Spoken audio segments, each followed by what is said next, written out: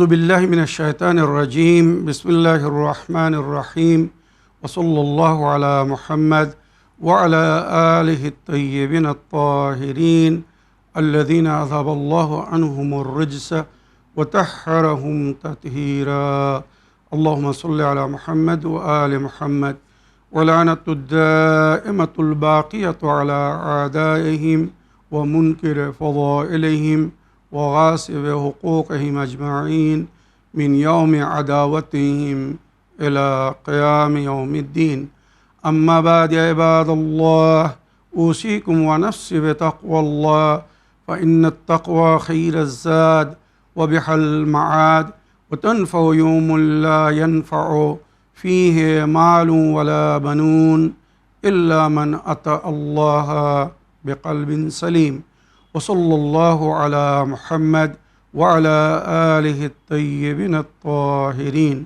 اللهم صل على محمد وآل محمد وعجل فرجهم আমার প্রিয় দর্শক ও শ্রোতাবৃন্দ আসসালামু আলাইকুম ওয়া রাহমাতুল্লাহি ওয়া বারাকাতুহু।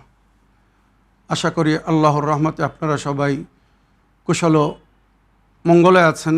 আল্লাহর কাছে সর্বদাই এই কামনা করি আপনারা যে যেখানে আছেন ভালো থাকুন, সুস্থ থাকুন, সমস্ত প্রকারের দুঃখ কষ্ট থেকে মুক্তিতে থাকুন। আল্লাহ রাব্বুল আলামিনের কাছে এই কামনা করি যারা অসুস্থ আল্লাহ তাদেরকে সুস্থতা দান করুন, যারা ঋণে ভুগছে আল্লাহ তাদেরকে ঋণ মুক্তি করুন। ওইরূপ যাদের জীবনে কোনো প্রকারের অভাব বা অশান্তি আছে আল্লাহ রাব্বুল আলামিন তাদের সকলের জীবনে সুখ শান্তি দান করুন ও সকলের মনোকামনা আশাকে পূরণ করুন। আমাদের সকলকে সৎ পথে চলার, অসৎ পথ থেকে দূরে থাকার এবং এক অপরকে সৎ উপদেশ দেওয়ার তৌফিক দান করুন। আমরা যেন সত্য বা হক জিনিসকে জেনে শুনে মেনে তার উপরে আমাল করে সেটা অন্যদের সামনে তুলে ধরতে পারি বা সকলের কাছে পৌঁছে দিতে পারি। আল্লাহ রাব্বুল আলামিন আমাদেরকে সেই মনোবল ও নেক তৌফিক দান করুন, আমিন ইয়া রাব্বাল আলামিন। এই দোয়ার সঙ্গে আজকের পর্ব শুরু করতে চলেছি। আজ আমি ইমাম হোসেন আলাইহিস সালামের জিয়ারতের কি ফজিলত বা কি সম্মান ও মর্যাদা এ বিষয়ে আলোচনা করব।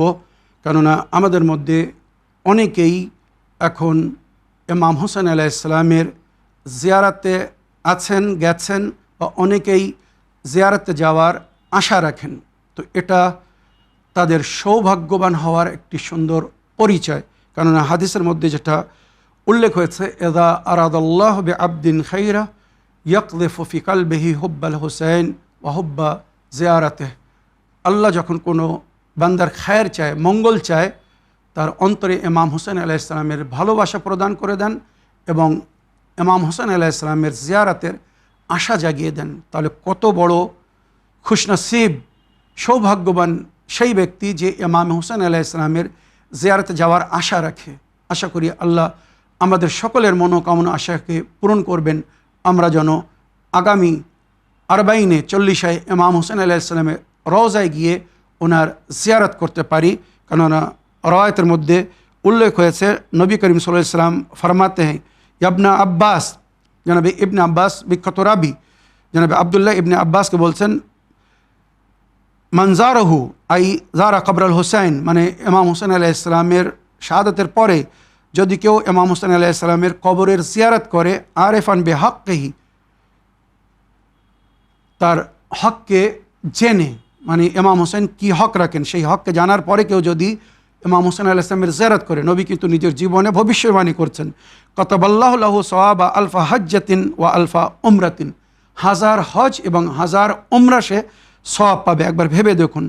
আলা ওয়া মান যারাহু ফাকাদ যারানি ওয়া মান যারানি কান্নামা কাদ যারাল্লাহ ফি আরশিহি। নবী বলছেন, যদি কেউ ইমাম হোসেনের জিয়ারত করে সে আমার জিয়ারত করেছে, আর আমার জিয়ারত করেছে মানে সে আল্লাহর দর্শন করেছে, আরশে ইলাহিতে আল্লাহর জিয়ারত করেছে। ওয়া হাক্কুল জায়ের আলাল্লাহ আল্লাহ ইউআযযু বিন্নার, আর এক জায়েরের হক আল্লাহর উপরে এটা যে আল্লাহ তাকে জাহান্নামের আগুনে পোড়াবেন না, জ্বালাবেন না। তার মানে কি, জায়ের ইমাম হোসেন জাহান্নামের আগুন থেকে মুক্তি পাবে। মুস্তাদরাকুল ওয়াসাইল খণ্ড নম্বর 10 পৃষ্ঠা নম্বর 276 মনে রাখবেন, হাদিস নম্বর 1209। এবারে ইমাম জাফর আলাইহিস সালাম এক সময় নিজের সাহাবীদেরকে, ছাত্রদেরকে বলছিলেন, ইন্নাল জওয়ারিল হুসাইন ইবনে আলী ইয়াউমাল কিয়ামা ফজল আনান নাস, ইমাম হোসেন আলাইহিস সালামের জায়েরদের সমস্ত মানুষের উপরে ফজিলত দান করা হবে, ফজিলত দেওয়া হবে। কুলতু ওয়ামা ফজলুহুম, তখন ছাত্ররা বা শিষ্যরা জিজ্ঞাসা করলেন, আল্লাহর নবীর ফারজান, মানে ফারজান রসুল, জায়ের ইমাম হোসেন আলাইহিস সালামকে কি ফজিলত দান করা হবে? কালা ইয়াদখুলুন আল জান্নাহ ক্বাবলা নাস বি40 সানা, যদি কেউ জিয়ারত 40 করে বা ইমাম হোসেন আলাইহিস সালামের জিয়ারত করে, তো অন্য সাধারণ ব্যক্তি যারা জান্নাতে যাবে, মমিন বা মমিনাত, তাদের থেকে 40 বছর আগে একে জান্নাতে পাঠানো হবে। ওয়াসারুন নাস ফিল হিসাবে ওয়াল মৌকিফ, সবাই হিসাব দেওয়ার জন্য লাইনে দাঁড়িয়ে থাকবে, আর ইমাম হোসেন আলাইহিস সালামের জায়েরকে বিশেষ দরজা দিয়ে জান্নাতে নিয়ে যাওয়া হবে। তাই আমরা একটা দোয়া পড়ি, আল্লাহুম্মা আদখিলনাল জান্নাহ মিন বাবিল হুসাইন, আল্লাহ ইমাম হোসেন আলাইহিস সালামের দরজা দিয়ে আমাকে জান্নাতে প্রবেশ করাবেন। মনে রাখবেন, যদি কেউ জিয়ারাতে যেতে চায় তো সে যেন প্রতি নামাজের পরে এই দোয়া পড়ে, যেটা ইমাম হোসেন আলাইহিস সালামের জিয়ারাতে যাওয়ার জন্য বিশেষ করে পড়ার জন্য বলা হয়েছে। এই দোয়ার কিন্তু অনেক ফজিলত, প্রতি ফরজ নামাজের পরে এই দোয়াটা পড়বেন। আল্লাহুম্মা রযুকনা ফিদ দুনিয়া জিয়ারাতুল হুসাইন, আল্লাহ আমাকে এই দুনিয়ায় ইমাম হোসেন আলাইহিস সালামের জিয়ারত নসিব করবেন। ওয়াফিল আখিরাতে শাফাআতুল হুসাইন, আর আখিরাতে ইমাম হোসেন আলাইহিস সালামের শাফাত নসিব করবেন। আল্লাহুম্মা উকতুবনা মিন জওয়ারিল হুসাইন, আল্লাহ আমার নাম ইমাম হোসেনের জারদের মধ্যে লিখে দেবেন। ওয়াজালনা মিনাল বাকিনা ফি আযাইল হুসাইন, আর ইমাম হোসেন আলাইহিস সালামের আজাদারিতে আমাকে ক্রোধন করার, কান্নার তৌফিক দান করবেন। আল্লাহুম্মা আহশারনা তাহতা লিওয়াইল হুসাইন, আল্লাহ আমাকে ইমাম হোসেন আলাইহিস সালামের পরচামের নিচেই রাখবেন হাসরের দিনে, কিয়ামতের দিনে। আল্লাহুম্মা আহশারনা ফি জুমরাতুল হুসাইন, আল্লাহ আমাকে ইমাম হোসেনের সাথীদের সঙ্গে রাখবেন কিয়ামতের দিনে। আল্লাহুম্মা আদখিলনাল জান্নাত মিন বাবিল হুসাইন, আল্লাহ আমাকে ইমাম হোসেন আলাইহিস সালামের দরজা দিয়ে জান্নাতে প্রবেশ করাবেন। বিরহমাতিকা ইয়া আরহামার রাহিমিন, আল্লাহ আপনি বড় দয়াময় করুণাময়। তো এই যে দোয়াটা পড়লাম, এটা যদি কোনো মমিন প্রতি ফরজ নামাজের পরে পড়ে, তো রওয়ায়াতের মধ্যে যেটা উল্লেখ হয়েছে, সে ইমাম হোসেন আলাইহিস সালামের শেফাত পাবে বা ওই দরজা দিয়ে জান্নাতে প্রবেশ করবে, যেটা বিশেষ ইমাম হোসেন আলাইহিস সালামের জায়েরদের জন্য, ওনার আজাদারদের জন্য রাখা হয়েছে। এইভাবে ইমামে জাফর সাদিক আলাইহিস সালাম রওয়ায়াত করেছেন। কামিলুজ জিয়ারাত ইবনে কৌলাবায় পৃষ্ঠা নম্বর 137 এই রওয়ায়াত লেখা হয়েছে। তাছাড়া ইমামে জাফর সাদিক আলাইহিস সালাম বলেছেন, জায়রুল হুসাইন মুশাফি ইয়াউমুল কিয়ামা লিমান লিমিয়াত রাজুলিন কুল্লুহুম কাদ ওয়াজাবা লাহুম নার, জায়ের ইমাম হোসেন আলাইহিস সালামের কি ফজিলত একবার ভেবে দেখুন। সে নিজে তো জান্নাতে যাবে, তাছাড়া নিজের পরিবারের বা নিজের বন্ধু বান্ধব বা আত্মীয় স্বজনের মধ্যে 100 জন ব্যক্তির শেফাত করার আল্লাহ তাকে অধিকার দান করবেন।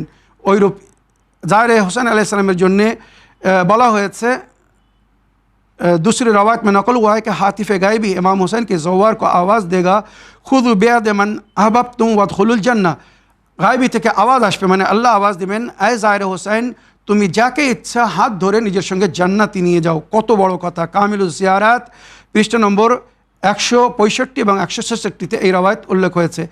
যারা পায়ে হেঁটে নজফ থেকে কারবালা পায়ে হেঁটে জিয়ারত করতে যায়, এদের সম্পর্কে লেখা হয়েছে, মান আতা কবরুল হুসাইন মাশিয়ান কাতাবাল্লাহু লাহু বিকুল্লি খুতওয়াতিন আলফা হাসানাতিন ওয়া মাহা আনহু আলফা সাইয়াতিন, যদি কেউ পায়ে হেঁটে ইমাম হোসেন আলাইহিস সালামের কবরে যায়, জিয়ারত করতে যায়, তো প্রতি পায়ে আল্লাহ তাকে 1000 নেকি দান করবেন আর তার 1000 গুনাহকে ক্ষমা করে দেবেন।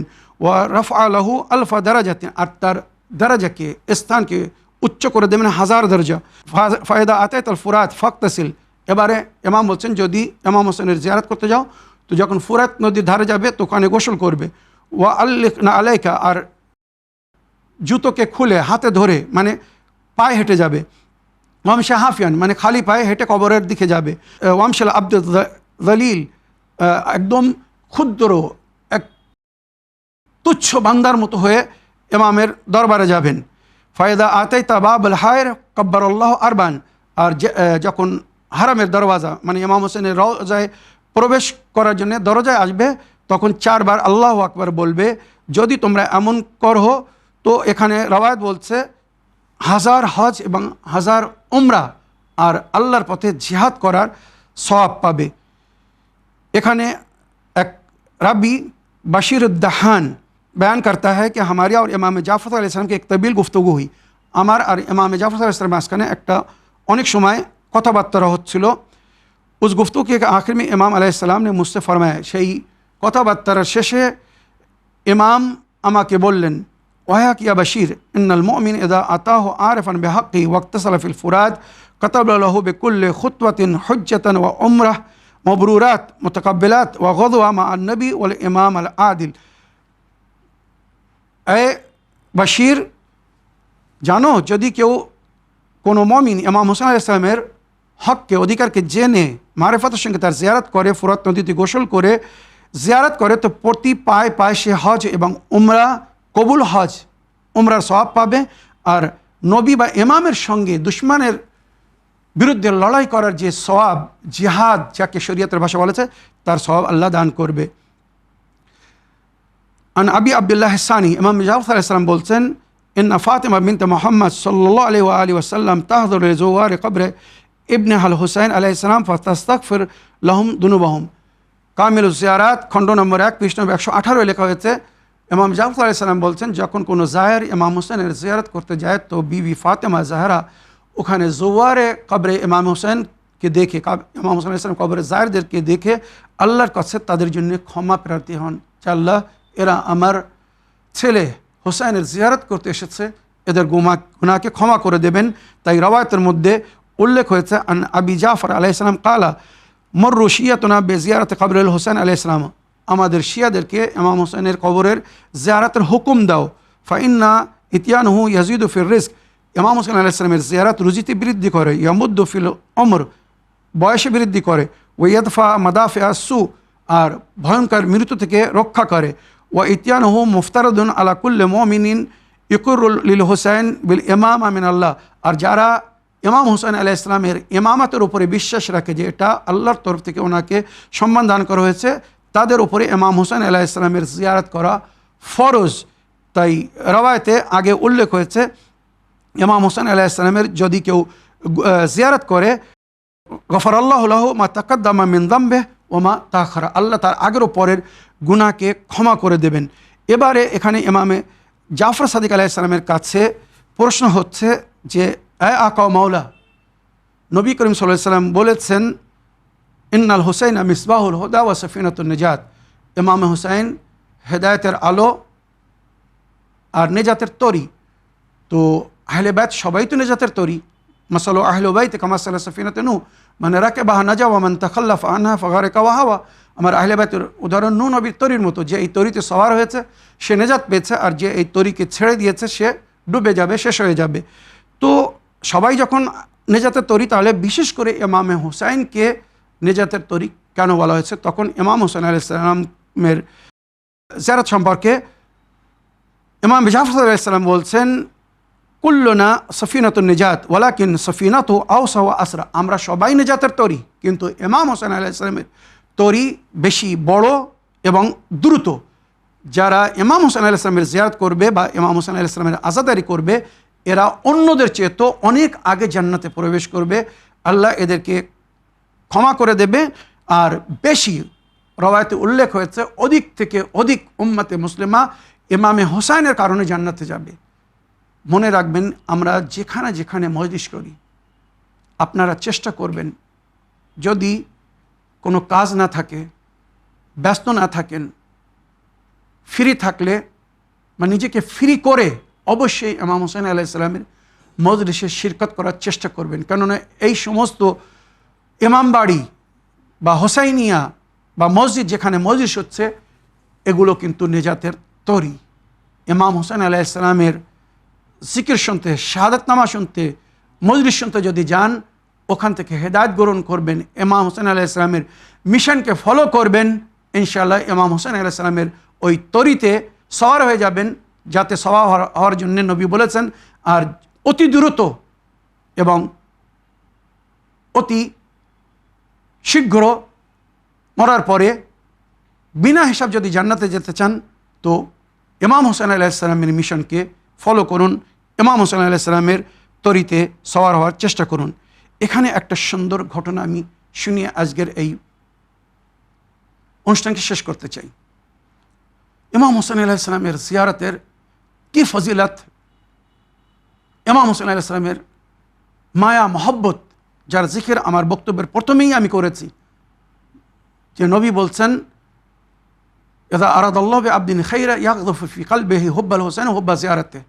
আল্লাহ যখন কোনো বান্দার মঙ্গল চায় তার অন্তরে ইমাম হোসেন আলাইহিস সালামের ভালোবাসা প্রদান করেন আর ইমাম হোসেন আলাইহিস সালামের জিয়ারত করার আশা জাগিয়ে দেন। এটা মনে রাখবেন।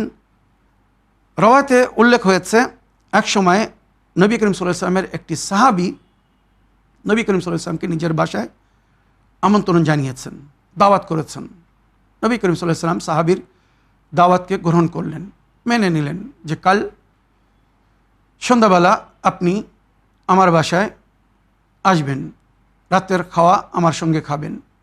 আর তার সঙ্গে সে আরও একটা অনুরোধ করলো যে আপনি যখন আমার বাসায় আসবেন তো আপনার সঙ্গে আপনার দুই নওয়াসাকে হাসান ও হোসাইনকেও নিয়ে আসবেন, আপনার সঙ্গে সঙ্গে তাদেরকেও আমি দাওয়াত দিলাম। নবী করিম সাল্লাল্লাহু আলাইহি ওয়াসাল্লাম মেনে নিলেন। হাসান ও হোসাইন আলাইহিস সালামকে সঙ্গে নিয়ে সাহাবীর বাসায় আসছেন। কি দেখছেন? সাহাবী দরজার সামনে দাঁড়িয়ে নবী করিম সাল্লাল্লাহু আলাইহি ওয়াসাল্লামের অপেক্ষা করছে। নবী করিম সাল্লাল্লাহু আলাইহি ওয়াসাল্লাম যখন তার বাসায় পৌঁছেছেন, এশা নামাজ পড়ার পরে হাসান হোসেনকে নিয়ে তার বাসায় পৌঁছেছেন, তো সাহাবী স্বাগতম জানিয়েছে আর নবী করিম সাল্লাল্লাহু আলাইহি ওয়াসাল্লামকে সঙ্গে নিয়ে বাসার মধ্যে প্রবেশ করছেন। আপনারা জানেন সেই সময় আরব দেশে বা মদিনায় মানে একতলা দুতলা বাড়ি হতো না, মাটির ওপরে ঘর হতো। বেশিরভাগ মানে তাম্বু লাগিয়ে, শামিয়ানা লাগিয়ে খায়মার মতো ঘর তৈরি হতো, বড় বড় খায়মা লাগিয়ে তার মধ্যে পার্টিশন থাকতো, বা মাটির ওপরে সমান জায়গায় ঘর হতো। একতলা বা দুতলা এই ধরনের ঘর হতো না, মনে রাখবেন। তো নবী করিম সাল্লাল্লাহু আলাইহি ওয়াসাল্লামকে সে স্বাগতম জানাচ্ছে আর নবীর আগে সে আগে ভেতরে যাচ্ছে পিঠ করে, আর তার দৃষ্টি নজর নবীর কদমের উপরে। এই জিনিসটা ভালো করে মনে রাখবেন।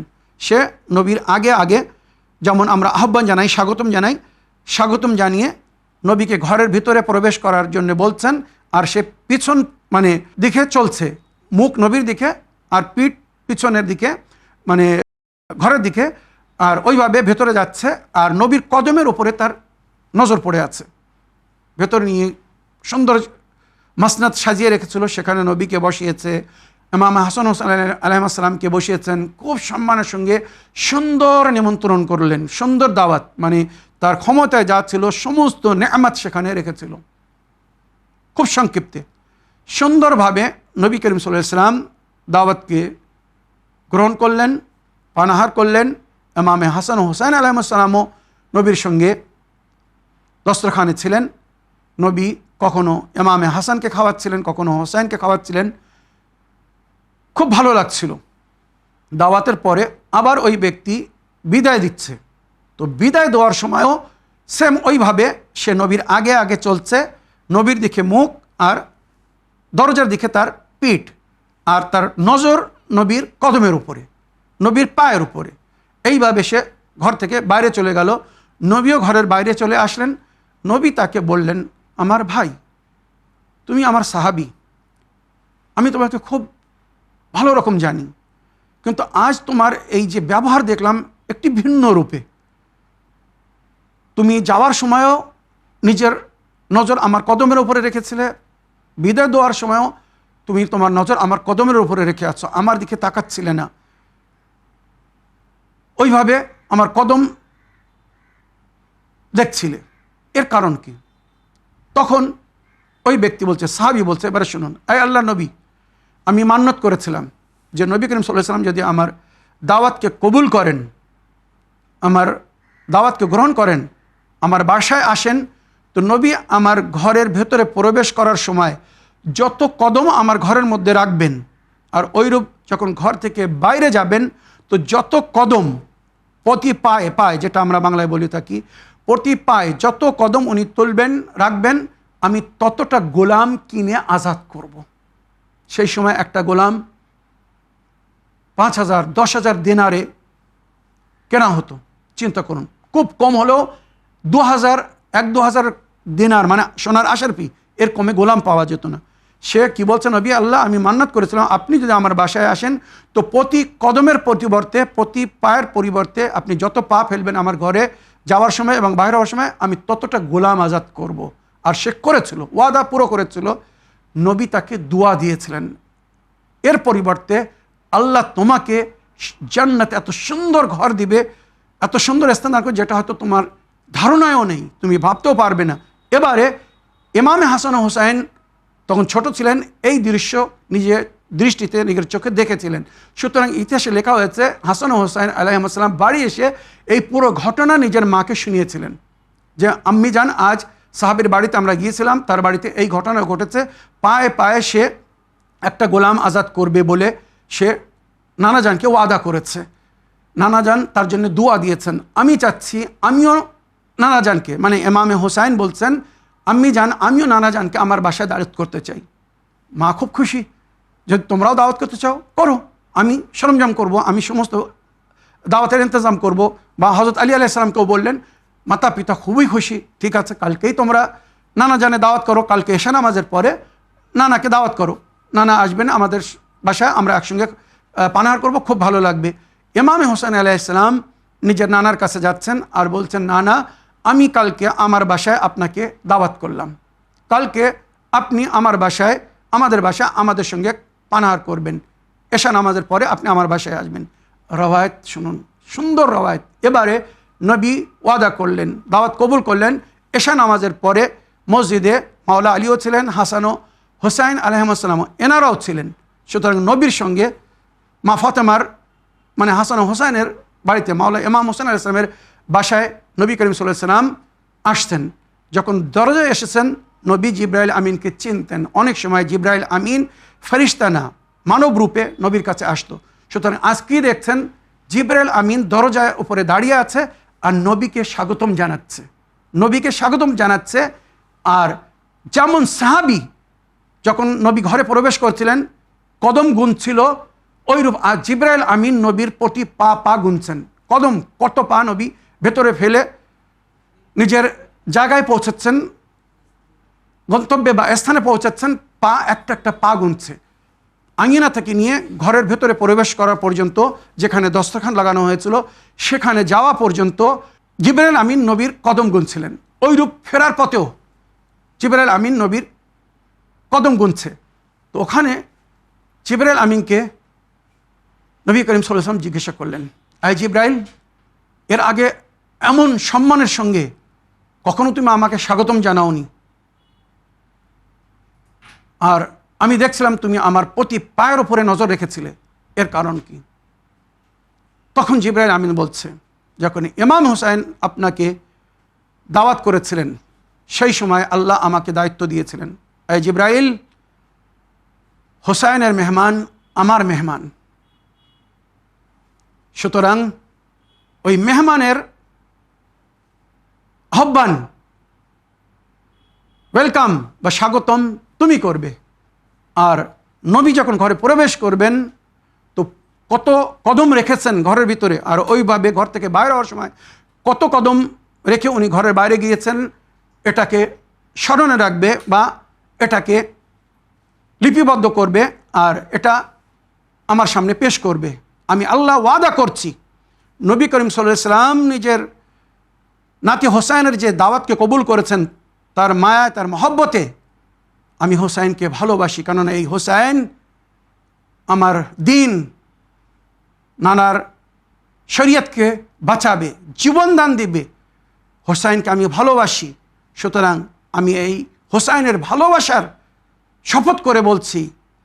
এখানে জিক্র হয়েছে আল্লাহ কসম খেয়ে বলছেন জিবরাইল আমিনকে, মানে এটা গুরুত্ব বৃদ্ধি করার জন্য। আপনারা জানেন যে যত পা কদম নবী ইমাম হোসেন আলাইহিস সালামের দাওয়াতকে গ্রহণ করার জন্যে তার বাসায় রাখবেন, আমি প্রতি পায়ে একজন না ৭০,০০০ প্রতি কদমের পরিবর্তে ৭০,০০০ গুনাহগারকে, যারা ইমাম হোসেনকে ভালোবাসবে, ইমাম হোসেনের মহব্বত করবে, ইমাম হোসেন আলাইহিস সালামের মিশনকে ফলো করবে, ইমাম হোসেন আলাইহিস সালামের জিয়ারত করবে, ইমাম হোসেন আলাইহিস সালামের মদত করবে, এইভাবে অনেক শব্দ ব্যবহার হয়েছে।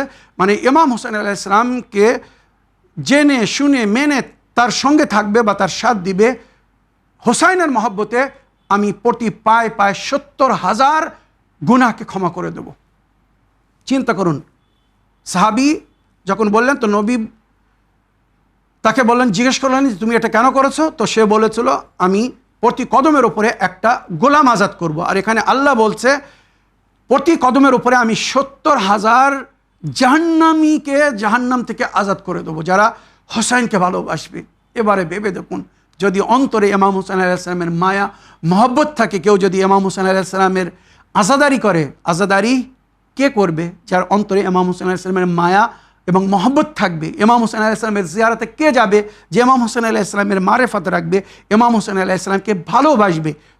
আর আগে আমি হাদিস বলেছি যে আল্লাহ যদি কারোর মঙ্গল চায় তো তার অন্তরে ইমাম হোসেন আলাইহিস সালামের ভালোবাসা প্রদান করেন, জিয়ারতের আশা জাগিয়ে দেন। তো এই জায়ের ইমাম হোসেন আলাইহিস সালামের জন্যে বা ইমাম হোসেন আলাইহিস সালামের মুহিব্বিনদের জন্য আল্লাহ কি বলছেন? জিবরাইল আমিনের মাধ্যমে নবীকে জিবরাইল আমিন বলছেন আল্লাহ ওয়াদা করেছেন প্রতি কদমের উপরে, যত কদম আপনি ইমাম হোসেনের দাওয়াতের জন্য তার বাসায় রেখেছেন আর ফেরার সময় যত কদম এর ভেতরে রেখেছেন, প্রতি পায়ে 70,000 জাহান্নামীকে আল্লাহ আজাদ করবে।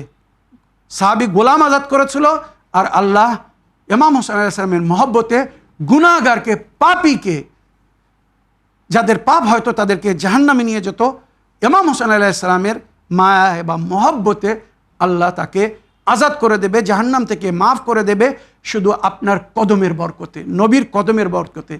নবী এমনি বলেননি যে ইন্নাল হোসাইন মিসবাহুল হুদা ও সফিনাতুন নিজাত, হোসাইন হেদায়েতের আলো আর নিজাতের তরি।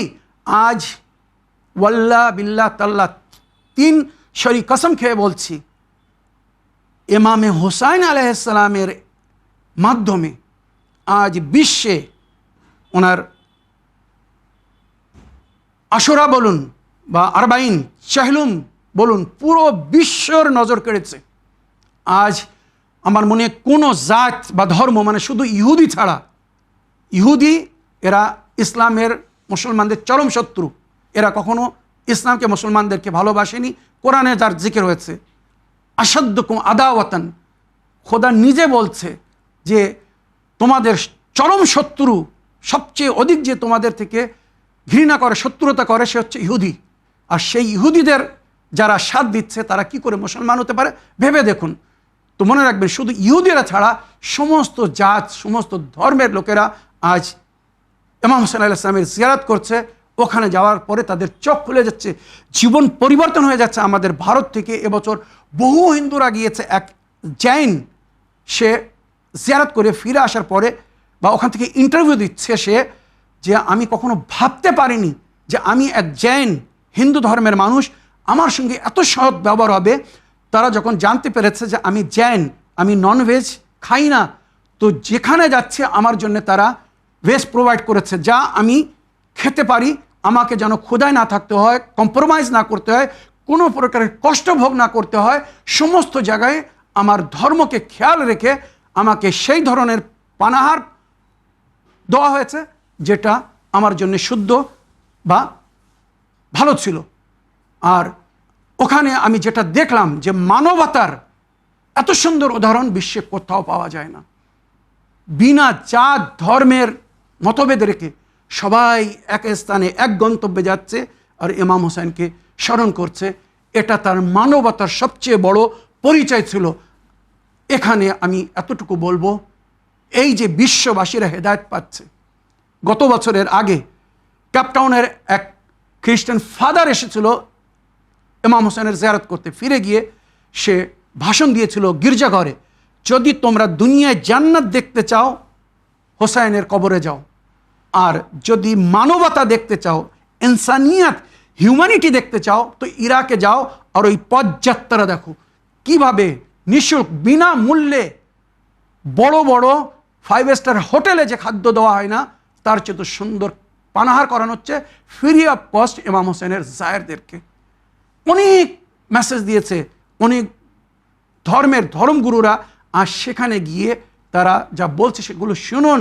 আমাদের ভারতের বিখ্যাত একজন ব্যক্তি রবিশঙ্কর আচার্যা, ওনার ইন্টারভিউ আমি শুনছিলাম। উনি বলছিলেন বিশ্ব যখন মনোবল হারিয়ে ফেলে, দুর্বলতার অনুভব করে, তাদের দুঃখ কষ্ট আমাদের সঙ্গে শেয়ার করে, মনোবল কী করে বৃদ্ধি হবে, কিভাবে আমরা সমস্যার সমাধান পাবো, স্পিরিচুয়াল পাওয়ার বাড়ানোর জন্যে তারা আমাদের কাছে আসে। ইন্টারভিউতে অ্যাঙ্কারে জিজ্ঞাসা করছে, আপনি ইমাম হোসেনের জিয়ারত করতে কেন আসছেন, আপনি এখানে কেন এসেছেন? তখন উনি বলছেন, যখন অন্যরা সাধারণ মানুষ নিজের ক্ষমতা হারিয়ে ফেলে, মনোবল হারিয়ে ফেলে, দুর্বলতার অনুভব করে, আমাদের কাছে আছে। আর আমরা যখন দুর্বলতার অনুভব করি, আমরা যখন নিজেদের স্পিরিচুয়াল পাওয়ারকে বৃদ্ধি করতে চাই, আমরা এই আল্লাহর ওলির দরজায় আসি, শহীদের দরজায় আসি, যেখান থেকে আমাদের মনোবল বৃদ্ধি হয়। চিন্তা করে দেখুন তো, সাধারণ দুনিয়ার জ্ঞানী গুণী ব্যক্তিরা এই কথা বলছে ইমাম হোসেন আলাইহিস সালামের জিয়ারত সম্পর্কে। আল্লাহ আমাদের সকলকে তৌফিক দান করুন, আমরা যেন নিজের জীবনে একবার না বারবার ইমাম হোসেন আলাইহিস সালামের জিয়ারত করতে পারি। কারণ ইমাম হোসেন আলাইহিস সালাম বলেছেন, মান যারাহু যুরতুহু ফি কবরিহি, যে এই দুনিয়ায় আমার জিয়ারত করবে, আমি তার কবরে তার জিয়ারত করব, ওয়াজাবাত লাহু শাফাআতি, আর তার শাফাআত আমার উপরে ফরজ হয়ে যাবে, আমি তার শাফাআত করব। তো জওয়ানানে জান্নাত, জান্নাতের সর্দার যদি আমাদের শাফাআত করেন, ইমামে হোসেন যদি আমাদের শাফাআত করেন, আমাদের জান্নাতে যাওয়ার আর কোনো বাধা থাকবে না, বা জান্নাত যেতে কেউ বাধা সৃষ্টি করতে পারবে না। এই বলে আমার আজকের বক্তব্য এখানে শেষ করলাম। ওয়া আখিরু দাওয়ানা আলহামদুলিল্লাহি রাব্বিল আলামিন, ওয়াসসালামু আলাইকুম ওয়া রাহমাতুল্লাহি ওয়া বারাকাতুহু।